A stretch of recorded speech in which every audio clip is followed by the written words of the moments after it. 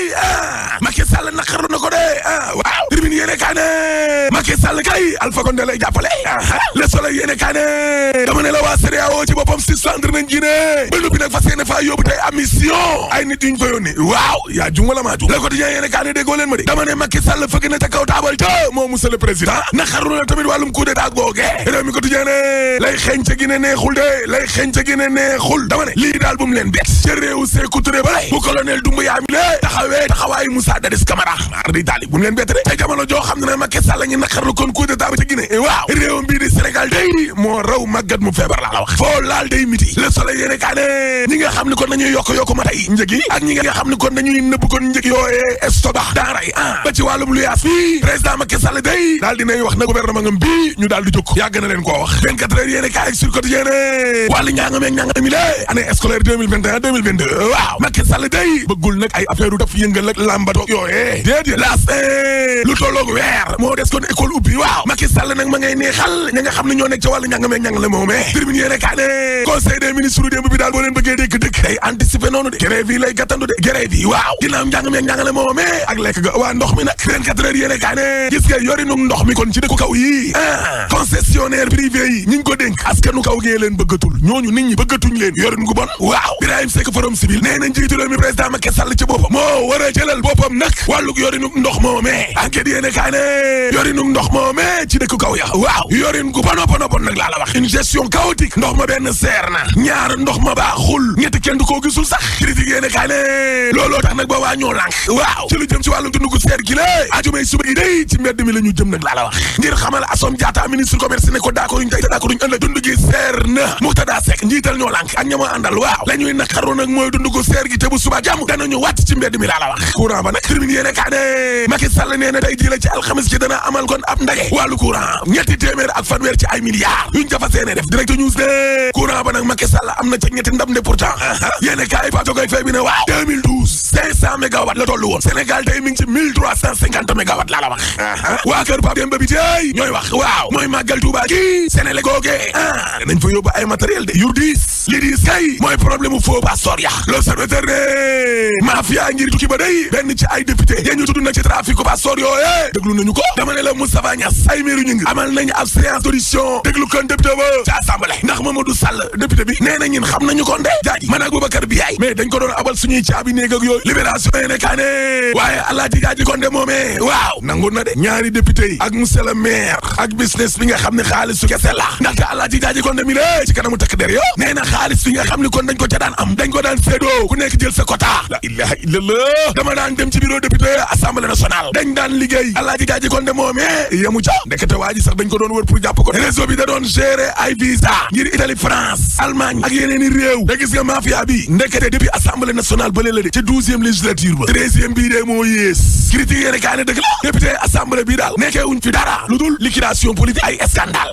yéene kaay Pape Sarr bi ne waaw mais yow assemblée nationale bi liquidé nit politiquement ay faux billets bu ga zeli magoy ci visa ñu leen di tuumal viol ay affaire góor ak jigéen yu bon dama ne la député 13e législature bi danañ bàyyi way wu ñaaw seen ginnaaw ba nuppi nag woor nañu askan wi nga xam ne ñoom ñoo leen fa yónni Moustapha Diakhaté waaw nee na gis nga député yi waru ñoo def dara lu du tekk seen doomu tànk laa la wax looloy dëgg L'Observateur ne coowal kilifa Y'en a marre Thierno Amadou Diallo mi nga xam ne kon moo filmé waa ji ca kaso ba dañ ko génnee daal di koy déglu source ané affaire u kilifa nag am na yoo xam ne yu xaw a doy waar la nag yu ci am ndekete kilifa wàllu bi escroquerie njuuj njaagase lañ ko mujj toppee kon démb normalement daa waroon a ñibbi këram ba lan moo ko fa bàyyi TCR mi nga xam ne moo ko filmé day nee na benn waaju siiw une célébrité moo tasaare vidéo bi de ca jamono jooje ëtt politique baa ngay jax termine yéene kaa ne gis nga opposition bi wàllum kilifteef ku ci nekk nee nga maay jiite loolu leen di lor opposition bi kay ay njuuma la ñu jàkkaar lool ku ci nekk na maay jiite su dee Khalifa Sall nag ànd nag waa Yewwi Askan Wi waaw PDS bokkul CRD taxawee ne loolu mën na leen a néewal doole te opposition bi lée xam nga lan moo leen di yoota la leen daloon 2017 bu ñu àndul dee de le témoin yéene kaa ne élection locale yi day waaw PDS lambi golo lay joué bu ne lu lànk àndul ak waa Yewwi Askan Wi nga xam ne Khalifa Sall ak Ousmane Sonko ak Serigne Moustapha Moustapha Sy ñoo fa ne waaw PDS mi ngi leen di wan ne kattanu opposition bi nag waa kër Abdoulaye Wade am na risque de mooy bu ko waa yeewu askan wi jiitoo nag loolooy risque wa est-ce que waa gëm sa bopp waaw ak waa yeewee askan wi de la leen boole nga ca biir de waaw parce que Nafissatou Wade bokk ca gëm sa bopp nee na mbir mi nekkul ay mbirum logo ak ay couleur kese déet Sonko Khalifa Sall Moustapha Sy ñetti parti yooyee dañ ne ñooñu ñooy dogal kaddu gu mujj gi ñetti ñooñu la mooy la Bougane Gueye waxoon ne biir yeewu askan wi amul démocratie te dara leeru transparence zéro dara leeru fa li leer ba leer mairie bu Golf Sud day daal dinay xaaj ñaar ndax candidature nee na Fatmata Tall Christian Kamfundi nee na njiital ko seer ba nekk ca golf googu di Omar Koundoul lañ war a dax balaa dara xew parce que wóorkat la ñoom Omar Koundoul yooyee ak seen ko seer ba war nañu ko seeru Golf Sud ci boppam laa lay wax ni la naan diw la ñuy jàppale wala diw lañ jàppale dama ne la gis nga ci Golf Sud gi mbir mi du am lobby du am tripatouillage du am dil du am dara ñeen ko seer bu Golf Sud day nee na Fatmata Tall ci boppam mooy suñu candidat ci mairie bu golf ñëf parce que nee na benn doomu parti bi la APR authentique te nee na Fatmata Tall day la muy incarne mooy leadership bu jeunesse bi te yow monsieur le président bëggoo sa parti bi de ñaari cocher la de évidence yéene kaay ne cocher bu baax bi ci boppam waaw ñoo ne nee na Fatmata Tall mooy seen candidat Walfadjri ne kaay ma wan la nag ay ville yoo xam ne Macky Sall dañuy dëkk-dëkkal ngir gagné ko Ndakaaru Ndiaye Jal Diop gi ak li leen fi Khalifa Sall woon élection locale yële passé waaw jafe-jafe bii dox ci diggante Abdoulaye Diouf Sarr ak Amadou Ba problème la ñu am Ndakaaru Bawol ge amul lu Macky Sall deful ngir gagné ko Aïda Mbodj leen dooroon Bambey famille Bara Dolly gagné leen ca Touba ak Mbacké waaw boo demee ca Ziguinchor 57 nangam la leen fa Ousmane Sonko dooroon ci élection présidentielle ya wee boo ñu waajalaat seen bopp Thiès gële nga xam ne Idrissa Seck lañ mës a àndal day léegi ne dem na ca Macky est-ce que askanu Thiès danañu topp Idrissa loolooy laaj wax source ané waaye yeewi askan wi tamit day ña ngay tracé nag de waaw parce que boo demee ca Ziguinchor Ousmane Sonko lañu wax Bambey Aïda Mbodj Guédiawaye Alaaji Malick Gakou yéene kaa gi ne léegi Ahmed Aïdara moom noo koy def te bañ a nekk maire de moo ko gënal maar di taali boo ñëwee ci Ndakaaru Ndiaye Jal Diop Soham Wardini wala Barthélémy Dias nga dem kon ca Medina Gale Bamba Fall wala Ousseynou Ly bu Pastef ca yàlla yéene kaa gi ne suuxu bato la joolaa day njabootu ña ca loru waaw la ñu bëggoon daal ba fii ñuy addoo furaas daal di xideen laa la wax dem naa ca lamb ja le 19 décembre ak le 25 décembre waaw Boy Niang dana dajeeg Tapha Tine Ama Baldé di dajeeg Modou Lô dama ne la Pikine dana yëngu Pikine dana yëngu waaye Pikine de ak lu muy yëngu te waa Pikine tamit waxuñ ci suñ pétrole bi yëngu ko des na parce que suul gaz du ko tere xaañ te troisième mandat dañ ko fiy tere rek boo paree mën a la alaaji tëj safar gi dañu koy door niki tey ji si alxames ji ñu ànd Cheikh Abdoulaye Diagne Ousmane Diouf tàmbali weeru safar wi ak ay jëf yu am solo loolu ñor lool daayira Matlabul Fawzayni set setal tax ci Touba dinañ fi amal ay yëngatu yu yaatu yu jëm ci lu ni mel. alxamis ci suba dañuy xëy tasaare camion yi ci dëkk bi yëpp ñu yendoo bale ba ngoon ajuma mooy doon bale door bi incha allahu. noonu ni mu am yéene ci Touba dugal ci seen yoxo ku mel ni Omar Gueye alias Minicar Serigne Saliou. bàcc di ba wax na ko léegi mbale mu njëkk mi dañ leen jox 10 millions pour ànd ak ñoom accompagner leen pour bale loolu moo jiitu pour objectif bi nga xam ne moom lañ jëlagun pour wàccaayu màggal Touba. bis yooyu ñu jagleel lépp luy set ak setal ci biir Touba te Matlabul Fawzayni set setal di ko amal ñu tuddee ko président de la République Macky Sall. ba tax na président la ñu ngi dalal xelam fii ci Touba xam ne incha allahu rabbi danañ ànd ak moom fas yéene dugg ci gox yeeg goxaan yi gëstu li nga xam ne moom lañ soxla muy seen yitte ñu taxaw ci incha allahu rabbi ba ñooña am ko ni ñu ko bëggee. noonu ñi yëngatu ci wàllu politique tamit ñu leen di xaar ci bis boobule ne kenn ku ne war na cee dugal yoxoom ba ñu yëg ne Touba ak màggal gi ñor na la. aji mu ngoog dañuy dem sa Touba ba tey 18 safar gi tey ji la ñu koy door màggal gi ñu ngi ko fi doon waxtaane keroog njortees nañu ni kon set setal gi nga xam ne sumb nañu ko ndox mi mën na fay jógee Birahim. waaw di ndokkeel njaboot gi yëpp rawatina ak di ñaanal sëñ Mountakha Mbacké Bachir mu yàgg fi loolu tànd ak wér te ñu àgg ci màggal gi ci jàmm lu ñu ci naal yëpp nas ko ci wàllug ñaan suñu borom mu may ñu ko 18 safar bi nag buñ ko tàmbalee ci benn fan ci weeru safar liggéey bi nag mën nañ jàpp ni daanaka li ñuy dese dootul bëri ndax 18 jours la du ko sax mët te ci 18 jours yooyu nga war a génne ndox mi fa mu nekk yëpp pour au moins mën a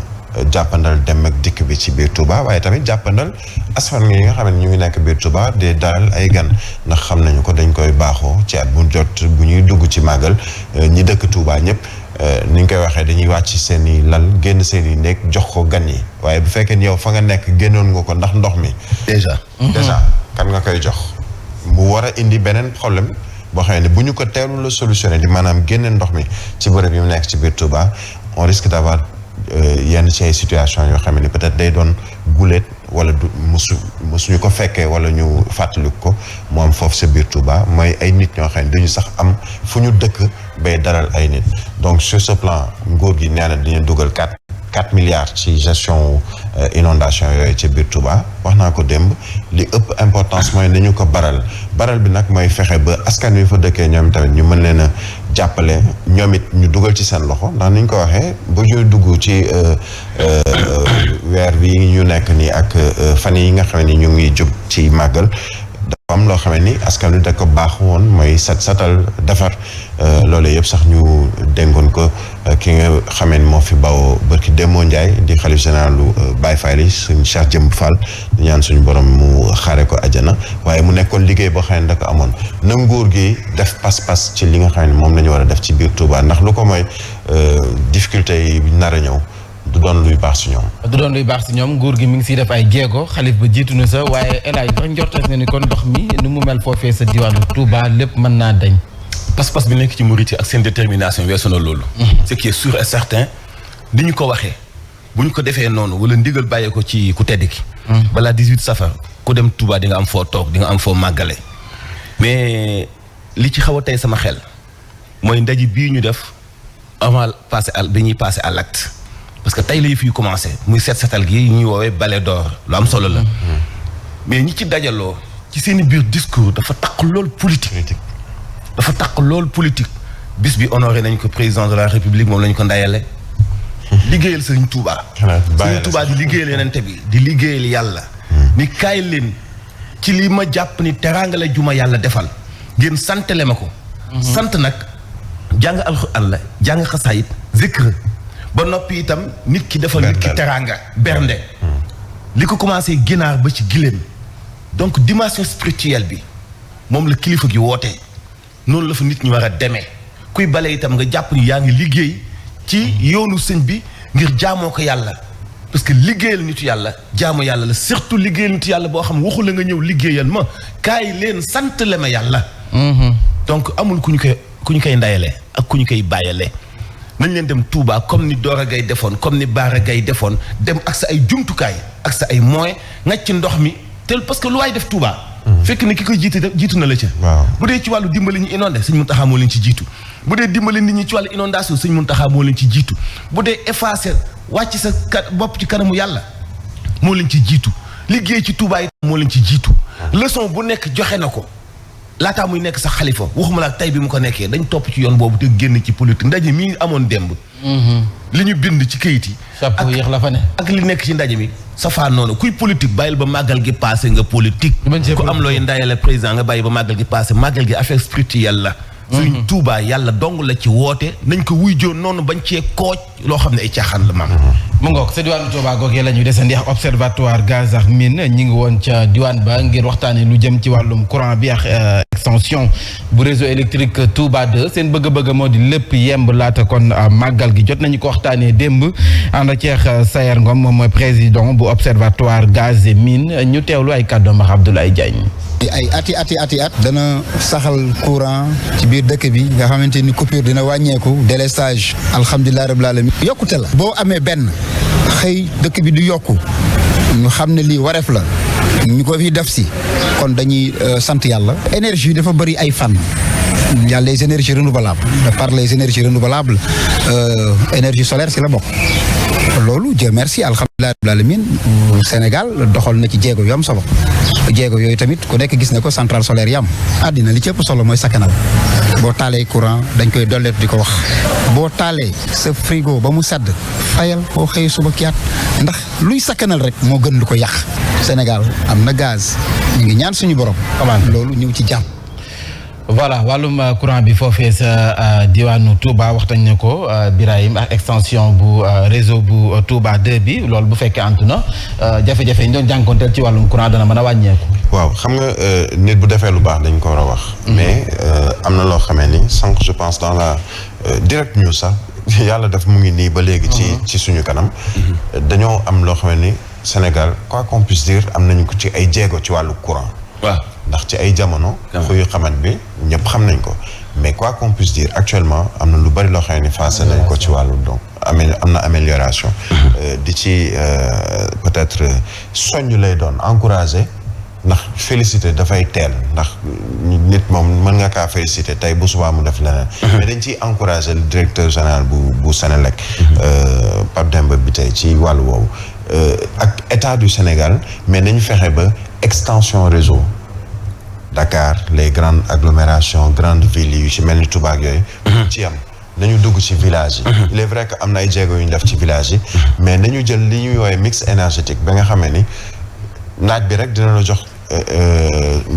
énergie am na ay dëkk yu bari yoo xam ne tey boo demoon kër ñoom Mansour Diop fële am na ay nit ñoo xam ne ba ci moom mi day jël panneau solaire di ko utiliser pour éclairer par exemple ay tool wala éclairer buntu kër fu ñu nekk ak yeneen nañu gën a def suñu kem lay kattan ci mix énergétique boobu ci énergie photovoltaïque parce que wax nañu centrale bi fi nekk loo xam ne moom moo ëpp sax daanaka ci Afrique sowu jant mais nañu fexe ba askan wi ci lu jëm ci wàllu courant moom muy dëkk bu mën a doon ñu bañ cee nekkati di wax ay wax yoo xamee ni nañ naan ñàkk nañu courant wala ay ni ñu ko waxee sànq ci ndox mi. ci ndox mi justement wàllum ndox mi ak courant bi dafa mel ni kon bu dee courant bi ñu ngi def ay jéego wuute na ndox mi. waaw quand même wax dëgg yàlla courant bi def nañu ay jéego ci coupure yi moom bareetul. loolu ñëpp courant bi moom li ñuy def bu ko ndox mi defoon jàmbat yi mën a wàññeeku. def nañu ay jéego ci coupure bareetul def nañu ay jéego aussi fan yële passé daaw bi Covid bi soog a jeex première vague bi amoon na hausse bu amoon ci courant bi. parce que man fi ngay xayma hausse bi dafa yomb boo amee compteur Woyofal donc bi ñu explication yi ñu waxoon ni itam daañu ko def comme wàññiteef effectivement am na. def nañ ko lu am la li nga doon jënd ndomb kilowatt yi ngay am boo ko jëndee da ngay gis ni am na hausse am na yokkute am na wàññi ci njëgu courant bi waaw ci njëgu courant bi wàññeeku na bu baax donc loolu lu ñuy saluer la mais foog nit ñi itam comme ni ko Birahim waxee jéem a tàmmal seen bopp énergie lu alternative tey nga jëfandikoo courant ci yi nga xam ne mënut a ñàkk ci dëkkuwaay mais foo xam ne xëy na ci biti la nekk nga jéem a jëfandikoo solaire liy firndeel Ibrahima wax aussi boo demee ci dëkk kaw yi par exemple ñun suñu dëkk yële ay Kër Songo Ndiop Kër Jaaja Malicounda ak ay Njamaan li ko wër dem bu fekkee da nga aw côté Njagañaaw bi la même chose dëkk yëpp Azer yóbbu na fa courant ba noppi ñu jox ko yeneen société xam nga li may wax ay Aquatec ci ndox mi di ko wax ay waa Félix di ko wax waa Sewo parce que ñoom fa ñu nekk dafa exploiter ndox te kenn bëggu leen fa le Sénélec yóbbu courant ba noppi jox ko yeneen société privée ñu koy exploiter bul foog ni ñooñu waaw dëkk yooyu fi Azer yóbbu courant bi nekkul ni Sénélec moo koy exploiter de Sénélec fayeeku ko de yeneen société am na société tunisienne yu fa nekk am na ay société mais lépp de toute façon yëpp ay étranger lañ donte lu ñuy dénoncer la mais quand même ci wàllu consommation courant xam nañu ni waa kaw gi la ñuy jox courant ndax njëg yu abordable moo fa nekk mais ñoom waa courant bi fu ñu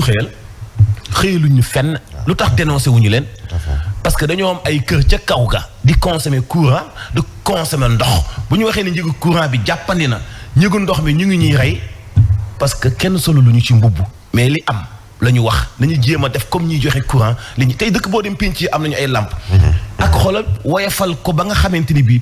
ku ne mën na koo fay xale yi sax bu ñu cotiser 100 francs fayal seen bopp seen i lampe pénc c'est très important mais waa ndox mi nañ def noonu ayca ñëwaat du jëm ci wàllu politique ani kan mooy jiite coalition Benno Bokk Yaakaar sa Parcelles Assainies laaj ba samp na fa ndax nag coow li bari na fa lool yenn ci ay responsable ku ci mel ni kon Mame Diarra Diouf mu ngay ñaawlu yenn ci ay waay politique na ñuy doxale samp seen dënd ne kon ñu ngi koy sampale kii di Amadou Ba loolee ci boppam nee nañu moo fi war a jóge ndax nag parti bi génn kàddu la te kenn rek moom moo ko amee war a tànn mu di président Macky Sall ñoom seen biir Mame Diarra Diouf ay kàddoom. waaye li am ba am ak li ñuy naqarlu mooy parfois au niveau communal da ngay gis ay ñoo xam ni que seen intérêt crypto personnel moo leen ñor ñu woote ay genre assemblée générale ay réunion restreinte pour di porter candidature diw te gëmuñu si dara parce que ñooñu tey ñoo fi xëyoon bés tey jii duñu gëmloo ni que le ministre Amadou Ba c'est l'homme à abattre tey jii ñoom ñoo ñëwaat tey jii pour nañu noo dañ ko war a porter candidature au nom de quoi ñooñu nga xam tamit également dañoo raccrocher également mun naa ne cette visibilité parti bi au niveau de la base parce que bu fekkee da nga ne responsable nga te mosoo ñu la xamee benn activité d'envergure mosoo ñu la xamee benn activité de massification et de dynamisation du parti lu yaa ñuy wax lu ñu war a def pour man amuñu instruction ni d'ordre à recevoir de qui que ce soit loolu son excellence le président Macky Sall moom la ñuy déglu bu ñu nee kii la ñu topp ci te comme ñu joxoñ dinañ toog ak moom liggéey ak moom xamal ko rôle ak place bi jeunesse bi am ci mairie bi parce que nag jeunesse bi du nekk spectatrice jeunesse bi du nangooti nekk bi également benn force d'appui boo xam ne que da nga ciy sukkandiku pour atteindre ses objectifs. mu ngoog lu ne mel sax la ñu nemmeeku sa Golf Sud foofee ndaw yi fare ci APR tënku ci COJER ñoo ngay ñaawlu doxalinu seen coordonnateur boobee du Omar Koundoul nee nañu sax dañu ko fay jëlee ndax dañu gis ak doxalinam dafa bëgg laaxatu samp ndënd kii di Lat Diop te ñooñee xel xalaatul ñuy ànd ak moom ndax foofee ndaw yi nee nañu ko ñu àndal moo di nee ne Fatoumata Tall ñu ànd seex Anta Thioub mooy seen kàddu. umpule woo leen ni depuis ay fan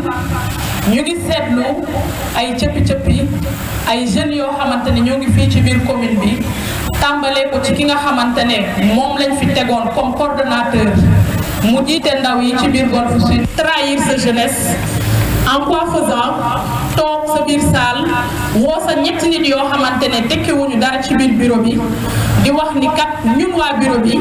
ci sama tour ñu ngi ànd ak benn candidat boo xamante ne mi ngi ci biir commune bi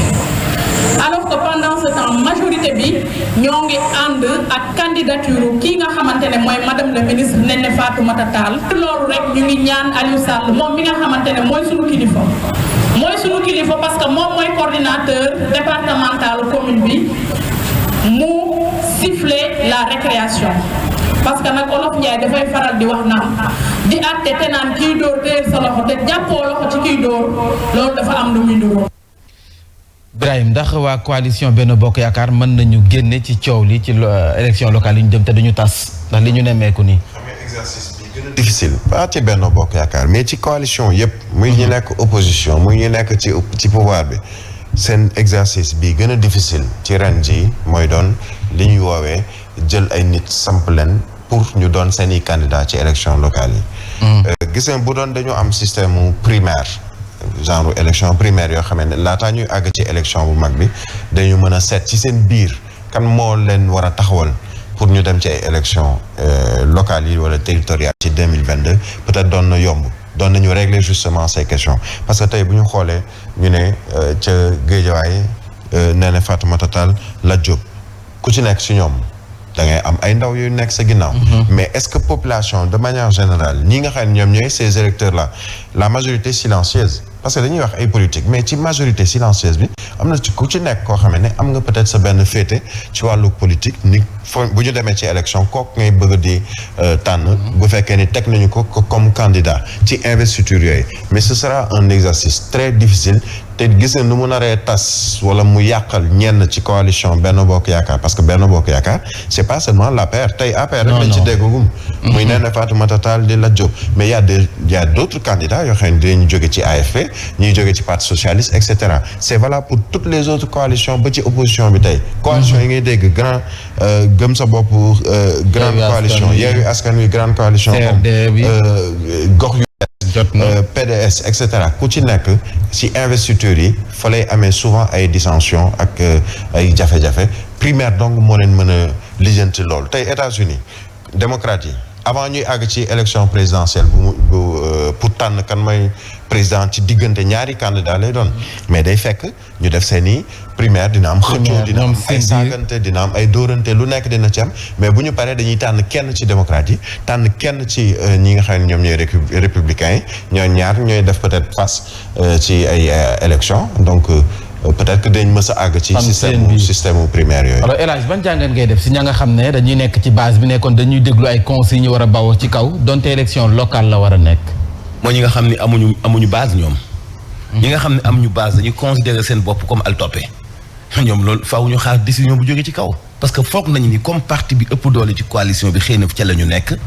xëy na décision bi du leen jomb wala du leen romb. wala mu romb ñi ñu topp ci seen ginnaaw amuñu base politique bu dëgër. et puis maam si fi nekk nii fi mu toll nii seen këralu xëccooy positionnement yi ñu nemmeeku ci bu doon coalition grawul jar na jàngat ci wàllu politique parce que coalition la. waaw am na solo ci wàllu politique. mais ay waa APR yi mbëkkante ci benn quartier. élément bi ajuwul sax teg. parce que ñoom dafa ñu nekk.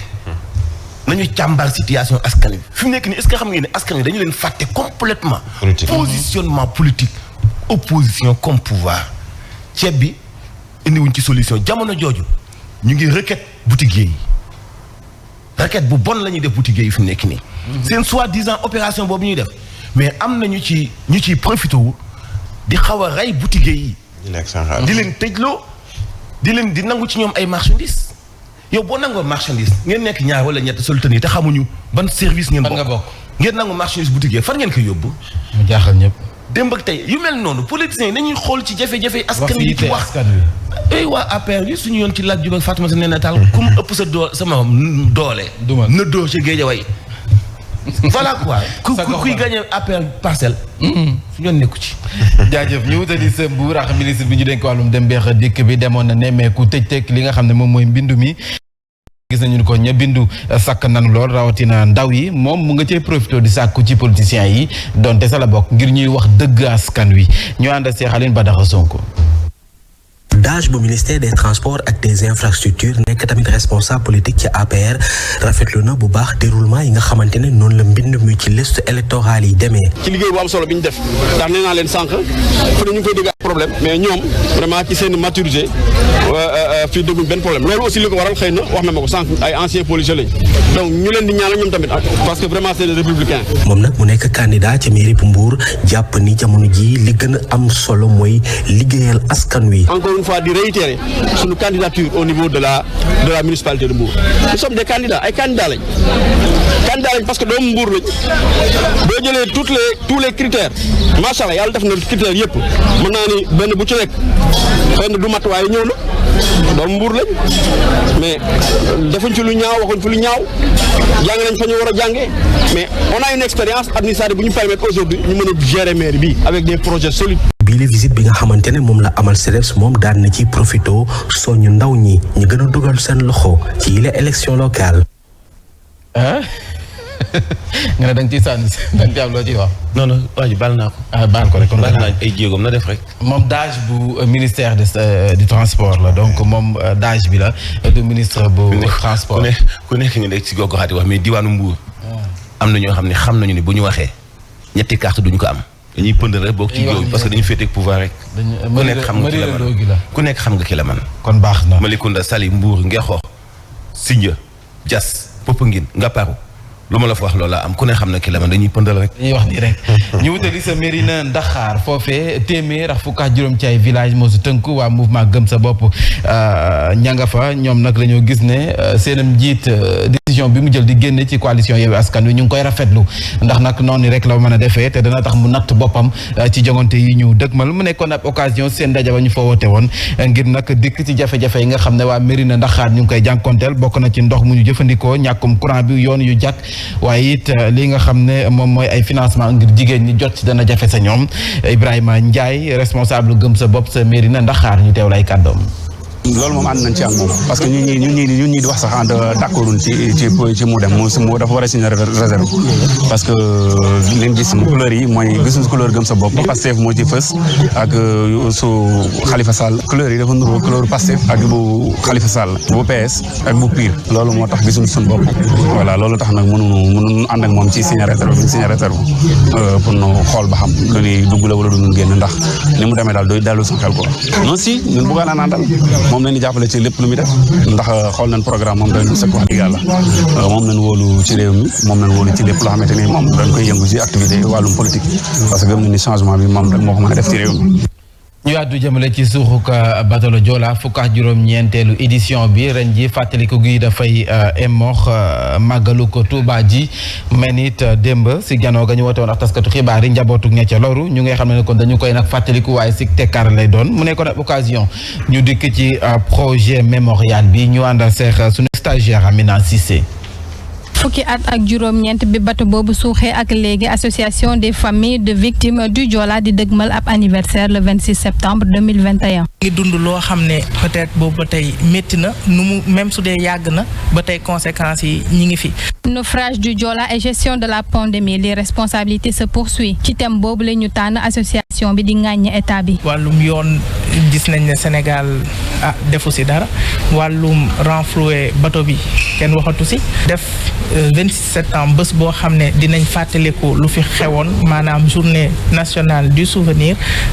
boobu tamit nekk na loo xam ne ba tey jubluwuñu si. bu ñu sukkandikoo ci Samsidine Aïdara commémoration bi tombé am màggal di Touba nekkul lu dul ngëneel di woo communauté musulmane bi mu def ay ñaan. màggal bi bésu ñaan la màggal bi bés bu mag la di ñaax suñu mbokku murit yëpp ñu boole ñoo xam ne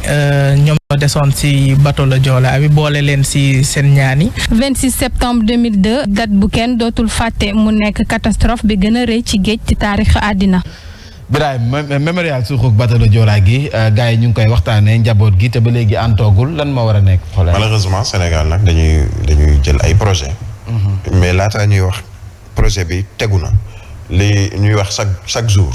le président rappelle le président tape sur la table le président yooyu yëpp ce sont des projets yoo xam ne en plus ça ne date même pas de magistère ou Macky Sall projet yooyu mu ngi am ci jamono yi. Maître Abdoulaye Wade te yooyu la jamono wax nañ ko ñu tënk ne ni fii lañ koy defee place bi lañ koy defee defar maquette dugal ci xaalis woo ay architecte woo ay ñuy wooye ay dessinateur ku ci nekk dessiner proposer sa maquette ak yooyu mais boobu ba léegi def ñu ci dara mais tey Mambay mémorial bi c'est important mais xam nga lan moo gën a important ci sama gis-gis mooy li indoon suuxu bateau le Joola ba léegi mu ngi fi ci fànn mu ne ci wàllu transport gis nañ fi chaque jour ñaata nit ñoom ñooy faatu ci transport boo xamee ni ci façon nit ñi ni ñuy dawalee oto yi ni ñuy yàqoo yenn oto yoo xam ne da ngay dem mu leer na ni oto bi boo ko rombee kii warul sax di dem buntu service technique pour def visite technique ndax warul sax di jege ji foofu ndax warul ñu ko jox visite technique te teewul da ngay gis ñu tamponel ko visite technique am parce que am na lu ci nekk bu génnee rey ay doomi aadama am na benn vidéo buy circuler fan yi waa ji dawal camion jël boolu maafeem xaw ma domadaan teg ci wetam di jël main gauche am di ci dugal ay vitesse ak génn vitesse te mu ngi yore camion gis nga li indi woon suuxu bateau le Joola mu ngi fi ba léegi ci doxalin yi ci façon de faire des Sénégalais autorités yi di ko cautionner loolu lañu war a lijjanti mémorial bi c'est important parce que ñi ciy faatu bari nañu man am naa ci xarit boo xam ne daanaka ñoo jàngandoo Ousmane Koli ci faatu bateau ci suuxu bateau le Joola la faatu mais tey lu weesu fàttaliku leen mooy fexe ba li ko fi indi woon ñu dindi ko fi te loolu ba léegi des na. alors El Hadj Mouhamadou Mansour laata nga dem bu dul bateau le Joola sax dama bëgg nga wax ci li yéene kaay Le Soleil génne jëm ci njiitu réew président Macky Sall tegaat ci table ji dund gu cher gi loyer bu yokk bi mu ngay sàkku ci gouvernement bi ñu defaat ci ay jéego noo jàngatee loolu. sañ-sañam la. bu fekkee jàpp nañu loolu daf koo def pour yëg ni askan wi dañoo sonn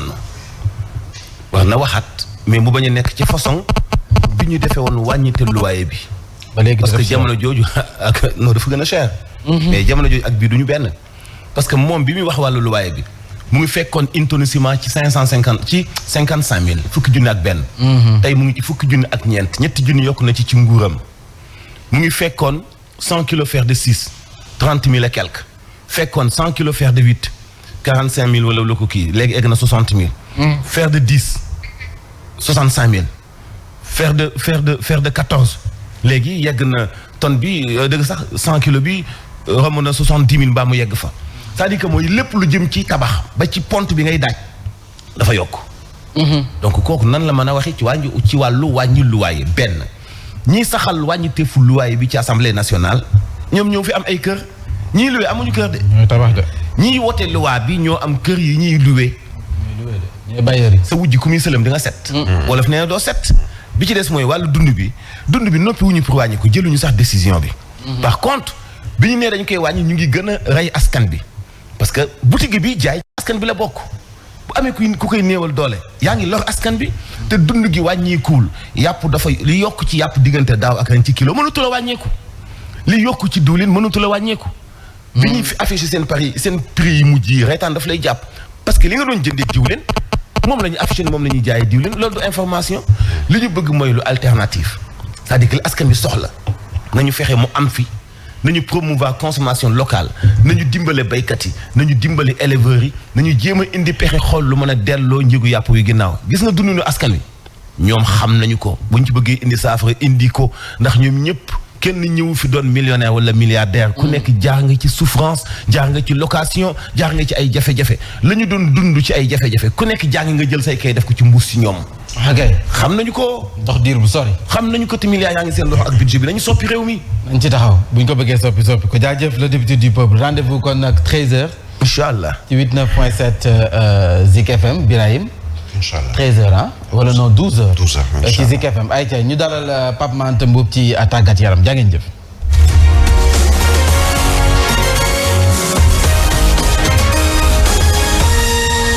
ko def ayca bàkk ba ji Pape Mante Mboup daal di teew man kan asalaamaaleykum. aleykum salaam Mame Mbaye Ndiaye. naka yi tey. alhamdulilah. yu tey. waaw yow dañoo ëpp mu. borom jam si teex Dugar. ñu koy door ak afro basket féminin Cameroun 2021 Moustapha Gueye dafay miser si ndaw ñi. waaw ndaxte démb nag la fësal ab liste ko fukk ak ñaar yu nag gaynde yu jigéen ñi nga xam ne ñoo fas yéene teew foofu ca Cameroun ca Yaoundé ni ki nag fukki fan ak juróom ñett jàpp ñaar fukki fan ak juróom benn ci weeru septembre gi ñu nekk ngir nag lu jëm ci wàllum afro basket bi ñu gis na nag équipe bi am na nag ay ñu yees ñu si bokk te nag bi mooy seen première participation ku ci mel ni Mati Fall Koumba Ndaw yaay Irma Diémé Ndeye Fatou Ndiaye soxna Fatou Sila Anne Françoise Diouf ma jigéen seen ci cadre yi nag mun nañ ci fekk kii du Bintu Diémé Mame Marie Sy Oumy Khayri Sarr Yacine Diop ak kii di Lena Niang.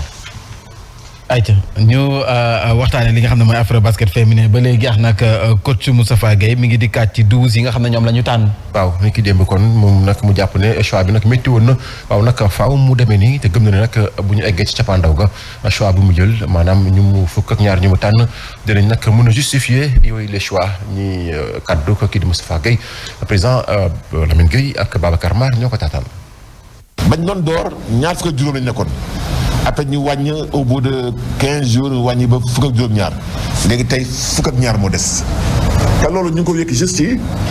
li ñu liggéey ñoom pendant la durée du stage ko ci nekk ci sa domaine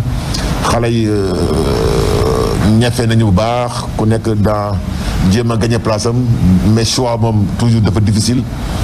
booy gisee liste bi tey Maïmouna Diarra newu ci Oumou Kalsoum Touré newu ci mais juste que ay choix sportif rek la. En plus il faut se projeter dans le futur naa ngi ñaanu yàlla daal critères yi nga xam ne mën nañ sab pour taxaw équipe bi muy compétence waajal loo xam ne at yi di ñëw dinañu tax ñu am équipe bu taxaw loolu moo doon suñu critère.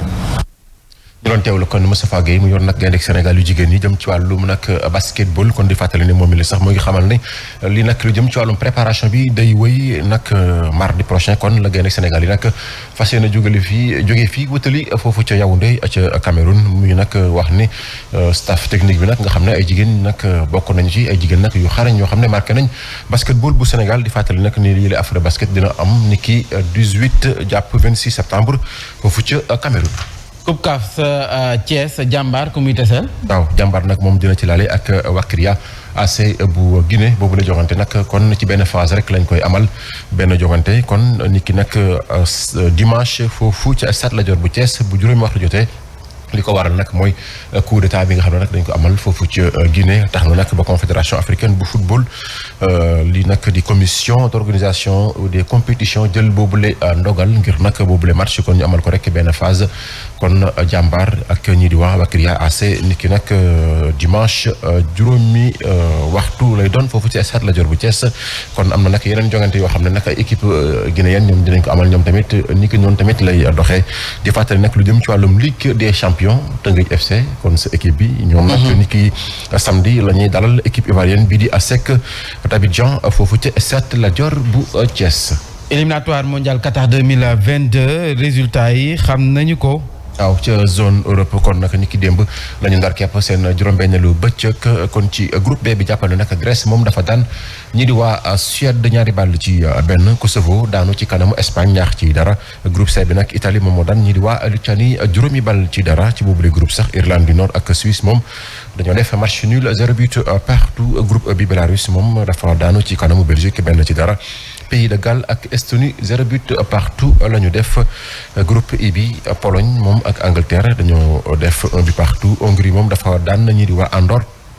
juróomi bal ci dara groupe G bi Arménie moom ak démb dafa def match nul si digganteem ak Liechtenstein 1 but partout Islande Allemagne moo ko fekki daan ko ñeenti bal ci dara Macédoine du Nord ak Roumanie 0 but partout la ñu def ñu nag wëyal ak yooyu les éliminatoires coupe du monde Qatar 2022 ca zone nag Amérique du Sud kon tey jii si ngoom nag la ñuy wëyal seen ay compétition 20h30 Uruguay ak Équateur la Paraguay dina si laale ak Venezuela 23h30 Colombie ak Chili la ba tey ci boobu li waxtu nag si la Argentine di laale ak ñi di waa Bolivie 0h30 kon Brésil la ak Pérou kon Mambay li moo fi gënoon fës jëm ci wàllum xibaaru tàggat yaram. jaajëf Pape Mantem rendez-vous bi kon 12h. 12h lay doon incha allah. à 13h. ci 89.7 Zik FM mu mel ni kon dañuy jàll ci pàcc bu mujj bi soxal bi la jotaay xibaar li yéen kaay xëy fësal ànd see xale Ahmed Aïdara. Tart Construction di yëngu ci tabax ay cité centre commercial.